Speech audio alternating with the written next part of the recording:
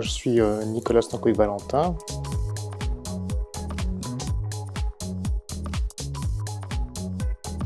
Je suis originaire des Hauts-de-France. J'ai fait une thèse de génétique à l'Institut de biologie de Lille. Puis je suis parti en Allemagne comme postdoctorant où je suis resté une dizaine d'années.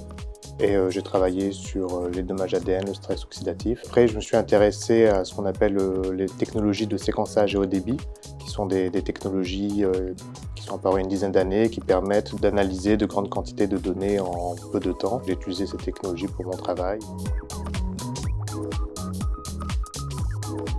Je suis bioinformaticien, donc ça consiste à analyser de grandes quantités de données biologiques à partir d'outils informatiques. Ça nous permet par exemple de comprendre comment marchent certaines molécules, leur mécanisme d'action. Ça permet aussi de comprendre les dérégulations génétiques dans certaines pathologies ou alors d'identifier de nouveaux médicaments. J'ai rejoint GenFit en septembre 2018. C'est un métier qui allie à la fois donc, la biologie et l'informatique, donc il faut de bonnes connaissances en biologie, donc les régulations des gènes, les interactions protéines-protéines, etc. Et en même temps, il faut une certaine affinité aussi pour la programmation informatique, pour l'utilisation d'outils statistiques. Et ensuite, je dirais aussi que c'est un métier où il faut être curieux.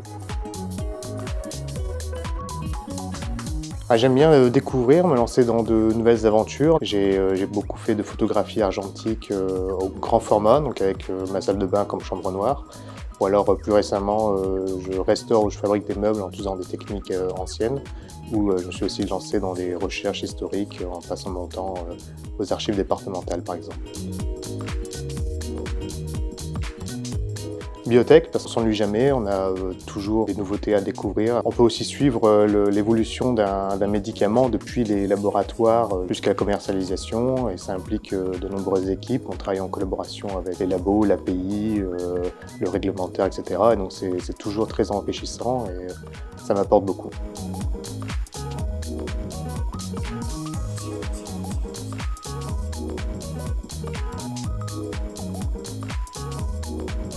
Merci de m'avoir écouté.